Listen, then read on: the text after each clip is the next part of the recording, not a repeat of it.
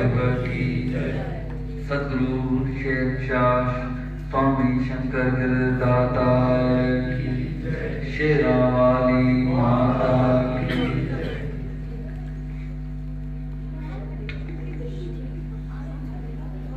आज का ये शुभ दिन, जिस शुभ दिन में हम साथ के सिख शेर को प्रेमी प्यारों के साथ हम यहाँ इस सत्संग समारोह में अपना जीवन बना रहे हैं। यह आपका बहुत प्यारा सादा बाबा पूरे परिवार का, शायद आप ये प्यार आप आइडिया देते हैं।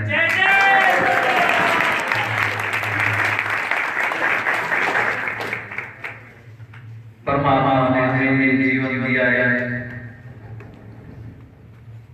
ये जीवन बड़ा अनमोल है, पर जीवन को हमें अच्छा बनाना है, हमें बेहतर तरीके से बनाना है, हमें ऊंचाई अपना जीवन ले जाना है, क्योंकि जीवन परमात्मा ने दिया है। पर जीवन को जीना कैसे चाहिए, कौन सा ढंग से जीवन को देना चाहिए, इसलिए हम सत्संगों के दर पर जाते हैं। इसलिए हम सत्संग को अपने घर में बुलाते हैं, इसलिए हम अपने सत्संग को अपने शहर में बुलाते हैं, तो हमारा जीवन अच्छा बने, हमारा जीवन बेहतर बने। हमारे जीवन में जो बुराइयां हैं, हमारे जीवन में जो गंदगी है, ये सत्संग के द्वारा ही दूर होती है। जब हम सत्संग से नाम ध्यान का उपदेश लेते हैं, जब हम सत्संग के दर पर जाके उनका सत्संग सुनते हैं, जब हम उनके चरणों में अपने शीश निभाते हैं, तब हमें कुछ अपने जीवन की राह मिलती है। तब हम सत्संग सुन के उस सत्संग के रास्ते पे चल के अपना जीवन बनाते हैं। जब जीवन बन जाता है,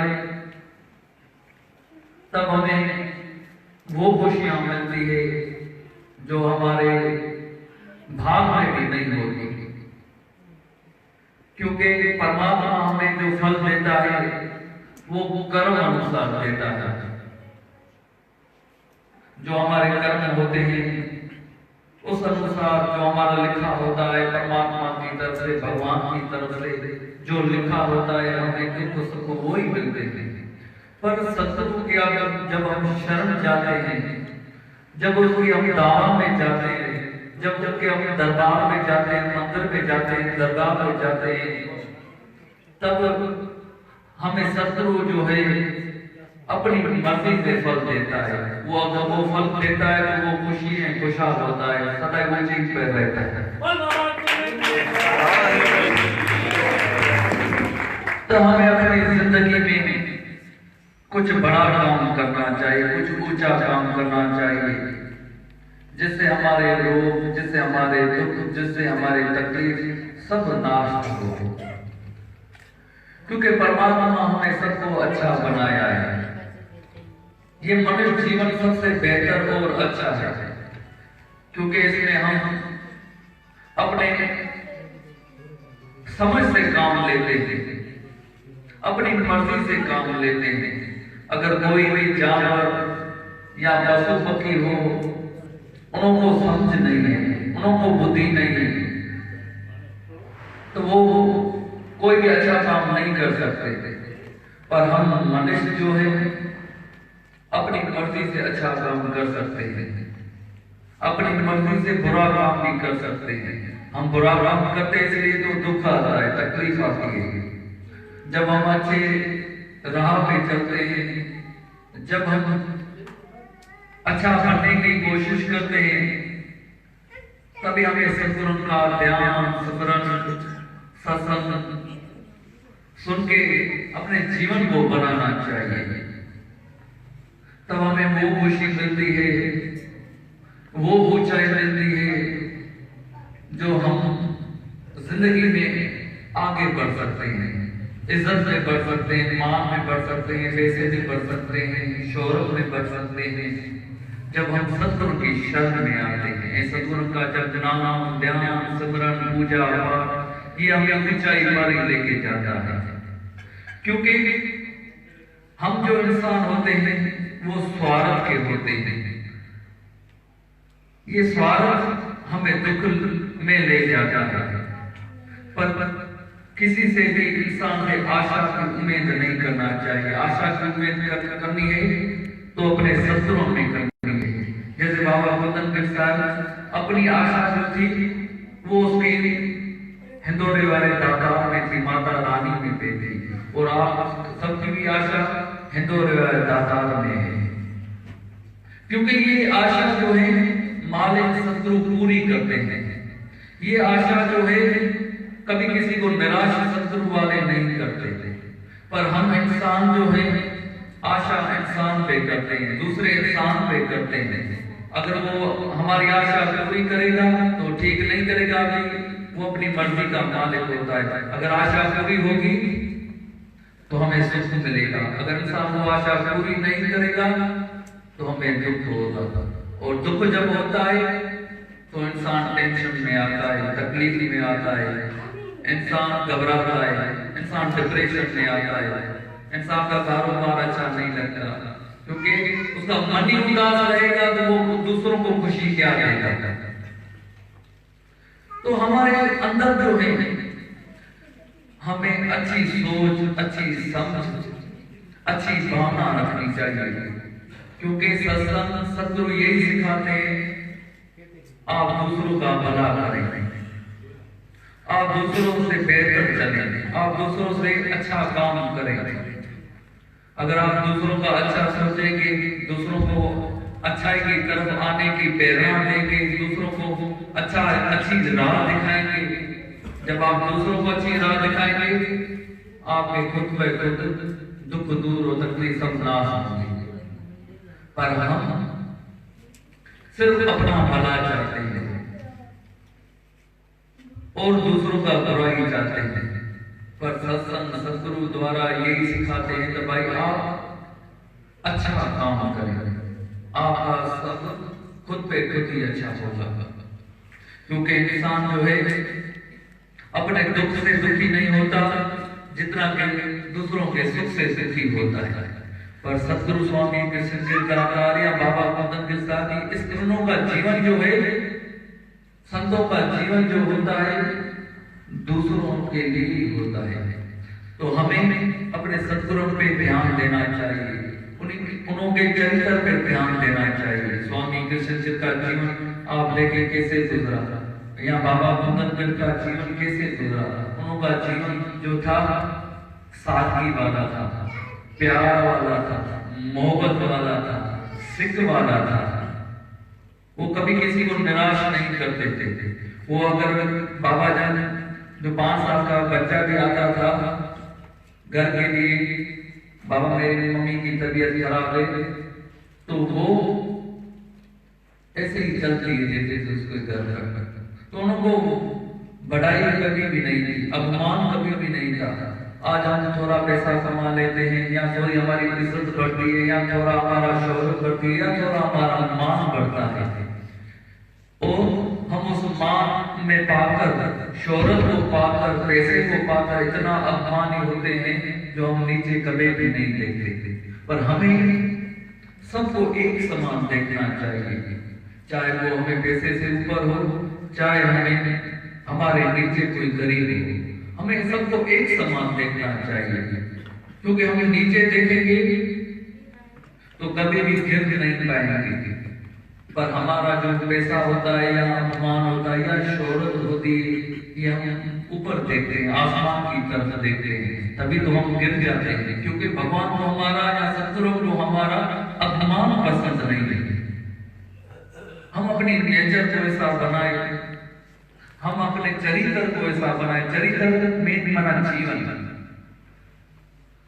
हम जो रेडी केड़ी करते हैं, हम कैसे करते हैं, अपने जीवन को हमें ध्यान देना चाहिए, हम कैसा जीवन जी रहे हैं। दुख भी अपनी मर्जी से आता है, सुख भी अपनी मर्जी से आता है। न सतगुरु किसी को दुख देते, न भगवान किसी को दुख देते। पर आप अपना जीवन जो अच्छा बनाएंगे तो दुख क्यों आएंगे? दुख कभी भी नहीं आएंगे।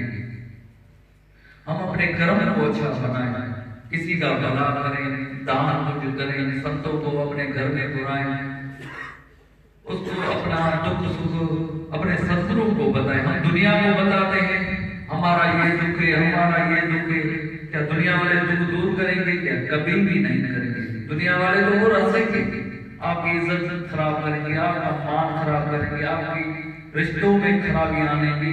पर हम अपना दुख जो है मालिक को बताएं, हिंदोरे दादा को बताएं, बाबा कुंदर को बताएं।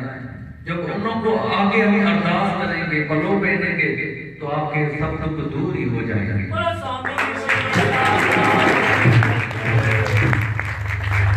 ऐसे ही एक आदमी था,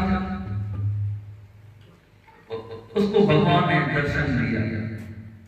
भगवान ने दर्शन जो दिया, वो प्रेमी कहता, वो व्यक्ति कहता, इंसान कहता, भगवान आप इस दुनिया में हैं, मैं कैसे महसूस करूं, मैं आपको कैसे पाऊं कि आप हमारे साथ हैं? तब भगवान ने कहा तुम समंदर के किनारे पे जाओ, वहां पर रहे, तुम वहां उधर रोज वॉक किया करो। जब वॉक करोगे, दो पैर तुम्हारे मिट्टी पे होंगे, रेत पे होंगे, उसके साथ मेरे भी दो पैर तुम्हारे साथ चलेंगे। जब मेरे दो पैर आप देखोगे रेत पे, तो आप महसूस करना तो मैं तुम्हारे साथ हूं। ऐसे ही वो अमीर आदमी रोज वॉक करता था, दो उसके पैर रेत पे चलते थे, उसके साथ भगवान के भी दो पैर चलते थे। वक्त गुजरा, वक्त बीत गया, पर दुख की घड़ी आ गई उस इंसान पे। और जो बेटा था, पत्नी थी, दोस्त थे, संगत थी, मित्र मायर थे, वो सारे किनारा कशी करके चले गए। जब वो निर्धन हुआ, जब वो कंगाल हुआ, जब कोई बात सब पैसा चला गया, तो जब वो वहां करने लगा रेत पे, तो दो पैर उसके चल रहे थे, भगवान के दो पैर गायब हो गए। तो वो बड़ा मायूस हुआ, चिंतित हुआ। तो ये क्या हुआ? ये तो सुना है संसार जो है सुख का सागर है, सुख का साथी है, पर भगवान में सुख का साथी है। जब मेरे पास पैसा था, शोहरत थी, जब मेरे पास सब कुछ था, ऐसे आराम थे, ये तो सब चले गए, परिवार वाले सब चले गए, पर भगवान ने भी मेरा साथ छोड़ दिया। ये तो सिर्फ मेरे ही पैर चल रहे हैं, भगवान के पैर कहां है? भगवान को ऐसा नहीं करना चाहिए, क्योंकि जब हमारे जीवन में दुख तकलीफ आता है, तो हम भगवान को उसका जिम्मेदार ठहराते हैं, गुरु को उसका जिम्मेदार ठहराते हैं। हमारा जीवन ऐसा बना है, क्योंकि हम सोचते नहीं, समझते नहीं, तो हमारे मन में कभी सदगुरु जो है बुराई में भी अच्छाई करता है, पर हम थोड़ा हमारे जीवन में सब्रता आने, थोड़ा जीवन में प्यार, मोहब्बत, सिख आने। ऐसे ही वक्त बीतता गया, उसके जीवन में फिर से खुशियां आ गई, खुशियों के साथ पैसा भी आ गया, पैसों के साथ परिवार पूरा भी आ गया। फिर जब वो वॉक करने लगा, तो दो पैर अपने रेत पे चल रहे थे, तो दो पैर भगवान के भी चल रहे थे। वो हंस पड़ा, भगवान की तरफ देखने लगा, भगवान आपकी अजीब लीला है। जब सुख था मेरे पास, तो दो पैर मेरे भी चले, आपके भी चले। फिर जब दुख आया, तो दो पैर सिर्फ मेरे चले, आपके गायब हो गए। अब जिंदगी में फिर से सुख आया है, दो पैर मेरे चल रहे और दो पैर आपके चल रहे हैं। ये ऐसा आपको तो नहीं करना चाहिए। संसार की बात तो समझ में आती है, वो सुख का सागर है, पर आप भी सुख का साथी हैं। तो भगवान से रहा न गया, तो वो उसको दर्शन दिया और कहा, भाई जब तुम्हारे सुख में दो पैर चल रहे थे, सुख में मेरे पैर भी तुम्हारे साथ चल रहे थे। जब तुम्हारे जीवन में दुख आया, तुम्हारे जीवन में तकलीफ आई, तो तुम ये कैसे कह सकते तो ये दो पैर मेरे थे? वो पैर जो मेरे थे, तुम्हें तकलीफ थी तो तुम्हें मैंने अपनी गोद में उठा लिया, तो वो दो पैर मेरे थे, मैं तुम्हारे साथ था।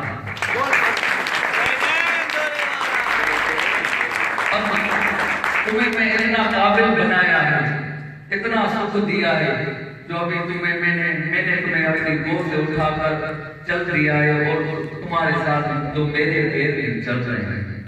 तो हमारे जीवन में जब दुख आता है, तो आप ऐसा नहीं समझे कि सदगुरु हमें छोड़ दिया है, नहीं, वो तो हमें अपनी गोद में उठाता है, तो हमें वो तकलीफों से पार करता है।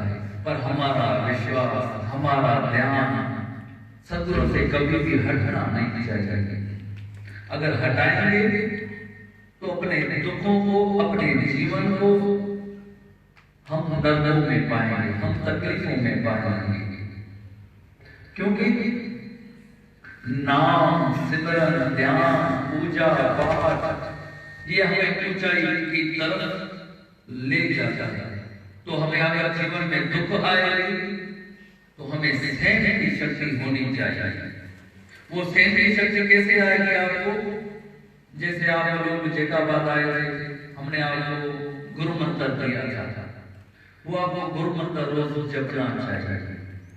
माता रानी का पाठ, दुर्गा चालीसा का पाठ, स्वामी कृष्ण सागर की तुलसी, गुरु मंत्र का पाठ, थोड़ा उनकी तस्वीरों में देखना चाहिए, 5 मिनट एकांत में बैठ के वो गुरु मंत्र जपना चाहिए। इसलिए जपने से आपके जीवन में सब तकलीफ, सब दुख दूर हो जाएंगे।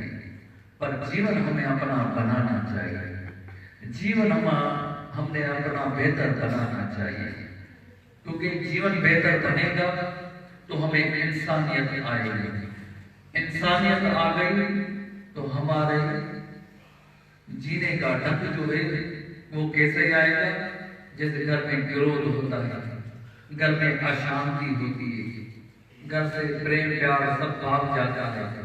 बेटा कहेगा दूसरी बात तो पिता कहेगा दूसरी बात, सास बोलेगी दूसरी बात तो नूह बोलेगी दूसरी बात। ये अशांति होती है।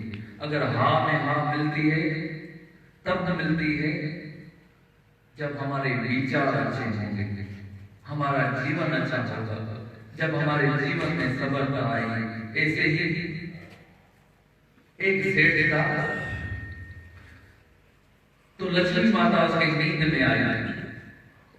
लक्ष्मी माता ने कहा, सेठ मैंने आपके घर में बहुत दिन गुजारे, बहुत साल गुजारे, पर अब मैं आपके यहाँ घर से चली जाऊंगा।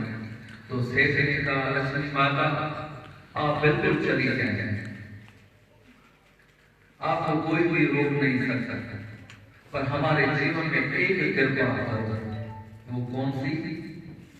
तो हमारे जीवन में एकता बनी रहे। एकता होगी तो सब कुछ होगा। आप बिलाशा घर को आप चली जाए, पर हमारे जीवन में एकता बनी रहे। तब लक्ष्मी माता ने अपने जीवन में वहां से चली गई।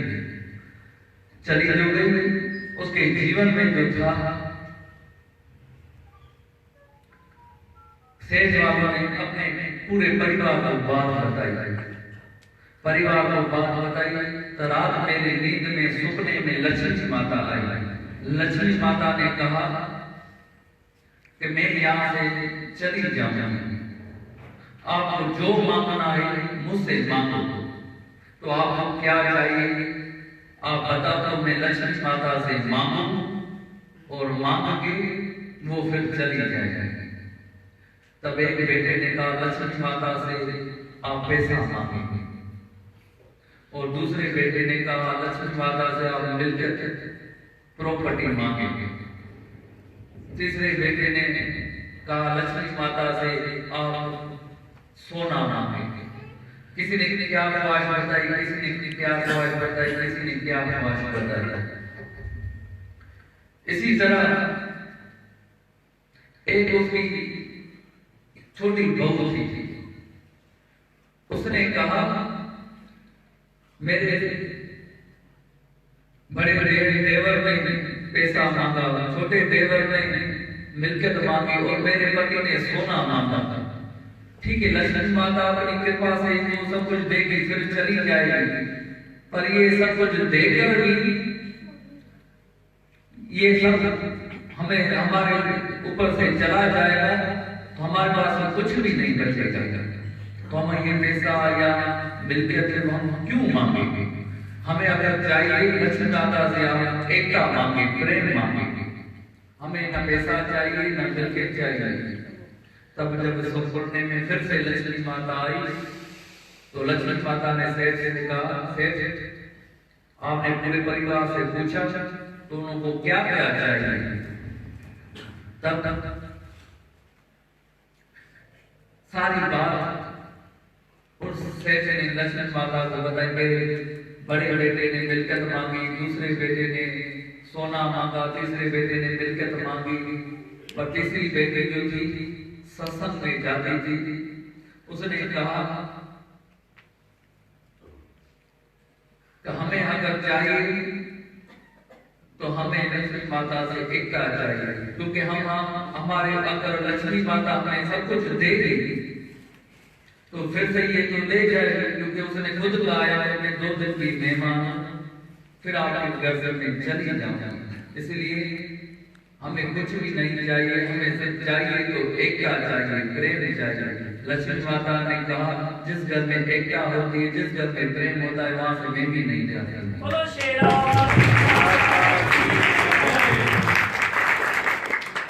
तो हमें जिंदगी में कुछ अच्छे काम करने चाहिए, बेहतर सोच रखनी चाहिए। बेहतर सोच रखेंगे, बेहतर विचार रखेंगे तो हमारे जीवन जो है उज्जवल होगा।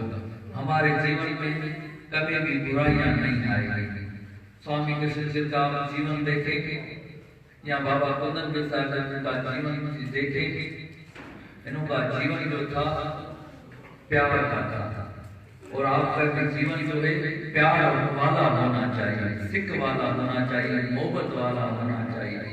क्योंकि मालिक की जो आशीर्वाद होती है वो दुखों को नाश करती है, सुखों को जीवन में लाती है।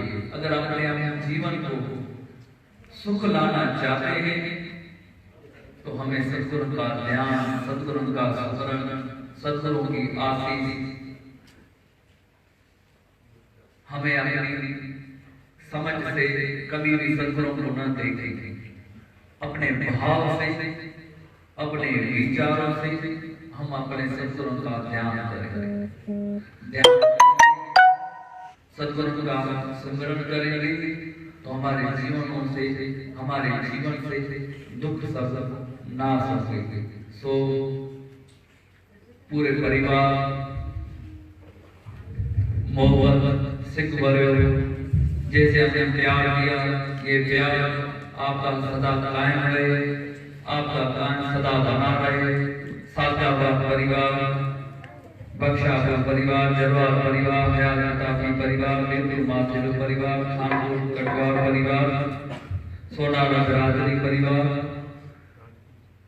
राजपूत परिवार, ये मिलके हमें यज्ञ परिवार जैसे प्यार मोहब्बत सिख दिया। आपकी सिख सदा कायम और सद्गुरु की आशीर्वाद हो। सो पूज्य स्वामी कृष्ण जी दरबार साहब बाबा कुंदन साहब की आशीर्वाद के साथ पूरे परिवार को आशीर्वाद को लाभ बधाई।